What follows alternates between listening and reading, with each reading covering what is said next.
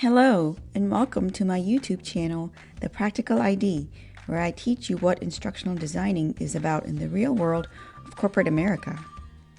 In this video, we will talk about 7 tips that you can use to ace an instructional designer job interview. Let's get started. Hi, my name is Noreen Sheikh, and I'm a veteran instructional designer with 20 years of ID experience. I have a passion for instructional design, and now more than ever, I feel like there is a need for good instructional designers. So I'm here to share my knowledge with you. I hope you find this video helpful. In my 20 years of instructional design experience, I have been interviewed numerous times. I have also been on the other side of the table and interviewed candidates for the ID role numerous times. Based on what I learned through experience, I have gathered here 7 tips that I believe will help you prepare for an instructional designer job interview. Watch till the end of the video and I have a bonus tip of what will make you stand out as an excellent candidate amongst other interviewees. So with that, let's start with tip number 1. Know your design process. One of the most common ID-related questions asked in an ID interview is, what is your instructional design process, or can you walk me through your instructional design process? This question can be addressed in 2 ways, depending on whether the interviewer has ID experience or not. If the interviewer is not an ID, you can give a high-level answer that demonstrates that you understand the big picture, you possess project management skills, and you're familiar with adult learning theories, and you have the ability to work with SMEs. Now, if the question is coming from a person with ID background, you will want to be more granular with your answer and demonstrate your specific ID knowledge. You'll specifically want to mention either of the 3 methodologies that are shown here and how you incorporate or utilize this in your design process.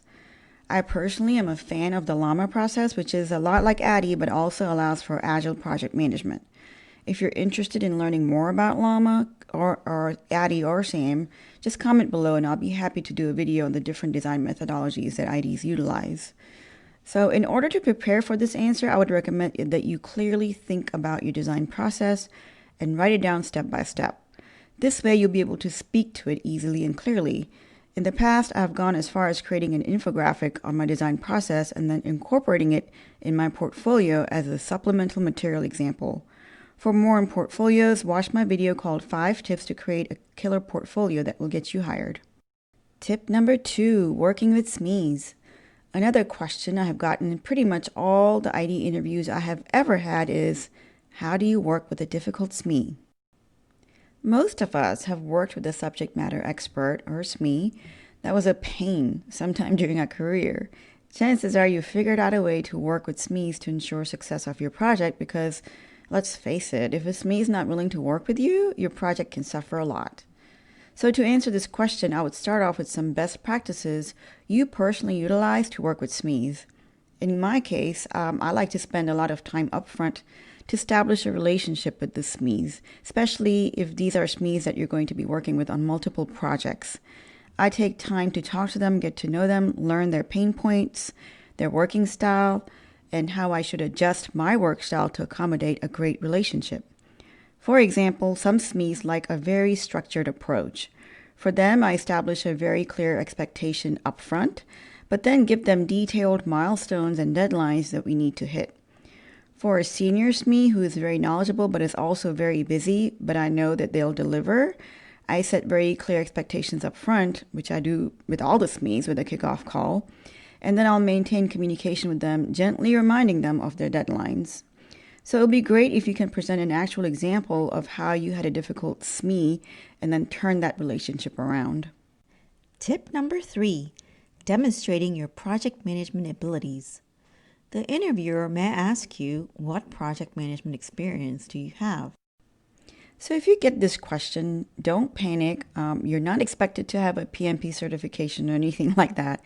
As an ID, you will be working on multiple projects, and that is something I can guarantee you. You will be juggling different projects with different SMEs, with changing scopes, deadlines, content change, and on and on. This is the reality of corporate world. The hiring manager simply wants to know if you can handle managing different projects. Here you can discuss tools you use to keep yourself on track. For example, I use Asana as a project management tool. I talk about how I not only keep myself on track, but also how I keep my SMEs on track. This will be a great opportunity to talk about an example where project management was exceptionally challenging for you. For example, the project pivoted or the deadlines were aggressive. Tell them how you handled that and came out of it with a successful outcome. Tip number 4, understanding how you measure success of your training. The hiring manager will ask you this question for 2 reasons. Number 1, to understand how you actually measure the success of your training. And number 2, that you demonstrate that you are vested in the outcome of the training you created. That you don't just create the training and then hand it off and call it a day. That you actually go further and make the effort to see how your training performed. So in my opinion, this will be a good time to talk about your passion for delivering training that will help people meet the training goals. The key here is to say how you define these goals. Bloom's taxonomy is a good place to begin to create clear learning objectives, and then setting key performance indicators or KPIs or metrics that will allow you to measure the training effectiveness. Speak to Kirkpatrick's levels of evaluation. Do you conduct surveys or give assessments? Talk about those. Again, talk through an example of how you accomplished this. For example, you created a new hire training program. It reduced the ramp time for sellers by 12%, increasing the revenue by X dollars. Something like that would go a long way. I know I mentioned some theories here. For those who are not familiar with these, take some time to look them up, or leave me a comment and I'll be happy to do a video on that too. Tip number 5, your ADDIE tools experience. What ADDIE tools do you use? Here's your chance to show off your knowledge of all the ADDIE tools that you use. This ranges from your development tools all the way to supporting tools. So I can tell you from experience, the number 1 e-learning authoring tool used in the instructional designing field is Articulate Storyline 360. If you don't know this tool, download a 60-day free trial and use it. Play around with it, create an e-learning in it, and put it in your portfolio. Almost every ADDIE job I have come across will require you to create e-learnings at some point, so take the time to learn the most popular tool for this that is out there. You can also discuss your video editing tools such as Camtasia and audio editing tools such as Audacity. PowerPoint and Canva are also popular for creating slide decks. Sometimes an employer may also want you to perform LMS or Learning Management System admin duties, like loading training, assigning training, tracking training. Even if you don't have experience with an LMS, take time to learn about what an LMS is, its functions, capabilities, and the different LMSs that are out there. Finally, you can talk about your project management tools that you use like Asana or Monday.com. This is definitely a nice plus. Tip number 6, skills test. Again, don't panic here. Come prepared to make a short training with content provided during the interview. So as a hiring manager, I personally always ask the candidate to take a short skills test. What I mean by that is that I will provide them an excerpt of a course request document or storyboard or some type of content and ask them to build out a very short training sample for me. Sometimes it's a 3-slide e-learning. I'll ask them to demonstrate their knowledge of the tool and add an assessment question. I do this to make sure that number 1, they're not making up that they're proficient in Storyline as they say they are, and number 2, to assess their ADDIE abilities. Are they making slides with a ton of verbiage, or are they using the right elements on the slide? Is their output cohesive, and does it meet the learning objectives? Other times I will ask them to pick their modality and either create ILT content or VILT content. So if they choose an ILT, they will need to give me some ideas of a classroom activity. If they choose VILT, they will need to tell me what to do to keep folks engaged online and perhaps some Zoom breakout activity. So the company should give you a heads up on this and may ask you to bring your own laptop or provide a laptop. The point is to be prepared for this and don't get caught off guard. Sometimes companies go overboard on this and ask you to make a whole module. In my opinion, this is not acceptable. This should be a short demo only and not free work from someone who's not on the payroll yet. Tip number 7, have your portfolio ready and be prepared to walk the hiring manager or interviewer through your portfolio. So if you have not seen my video on tips on making a stellar portfolio, I highly recommend that you do that. An awesome portfolio increases your chances of getting that interview and getting hired. So as I suggested in my video, you should include a link to your portfolio in your resume, your cover letter, and your LinkedIn profile. With access to your portfolio, the hiring manager may want you to go over your portfolio with them. So you'll want to walk through your best example that shows your end-to-end approach of taking a problem or a learning need and solving for it. Depending on the hiring manager's personality and how formal or informal the interview is, you can even offer the hiring manager to interact with your portfolio, going through demos and exploring it on their own. This shows that you're confident in your work.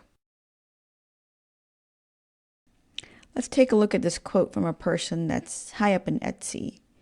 Performance more often comes down to a cultural challenge rather than simply a technical one. So what does this mean for your interview? To start off, you should spend some time really looking at the job description, researching the company and the company's products or services, what their mission is, their culture, and all those types of things. The reason for doing this is that it will help you customize your answers and show up as someone who's super excited and eager to join the company. While you're interviewing, sprinkle in the words and terminology used in the job description in your answers in a thoughtful way. This will give the message to your interviewer that not only you took the time to read the job description carefully, but you understand it and that you're making a case of why your particular skill set matches the job description at that company. Many times, even if the hiring manager is convinced of your technical abilities, they will want to make sure that you are a well fit in the team and the organization's culture. So, for example, tech companies usually work at a really fast pace and with changing priorities. So in your interview, you should mention that you thrive in a fast-paced environment and are very comfortable handling aggressive deadlines and pivoting to accommodate for changes.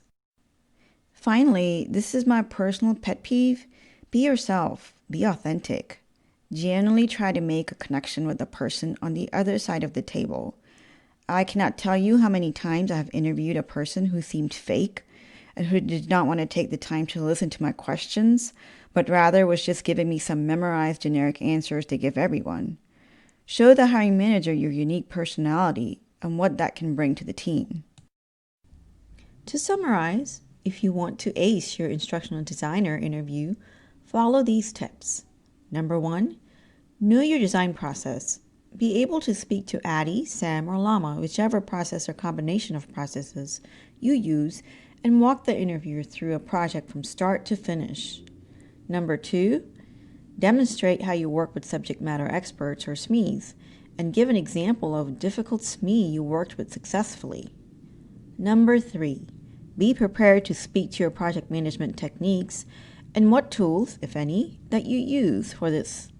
For example, you may use Asana or Monday.com. Number 4, speak to how you measure your training's success. This can go into your learning objectives and use of Bloom's taxonomy, KPIs and metrics you decide, and Kirkpatrick's levels of evaluation. Number 5, be able to talk about what ID tools you use and have experience with. This includes e-learning development plus other supplemental tools. Number 6, be prepared for a skills test such as creating a short 3-slide storyline e-learning. Number 7, use your portfolio to your advantage. Include a link in your resume and cover letter. Walk the interviewer through your best example that demonstrates your ability to handle a project from end to end. And then finally, the bonus tip. This is how you show up as a cultural and team fit for the interview. Are you collaborative, flexible? Do you adapt to change? You handle aggressive deadlines and changing priorities, and so on. And there you have it, folks. I hope you found these tips helpful. If you have further questions, you can find me at the link below, thepracticalid.com. Please like, subscribe, and comment. I would love to hear from you. What other topics about instructional design do you want to see videos on? I post a new video regularly, so come back and check often. Thank you.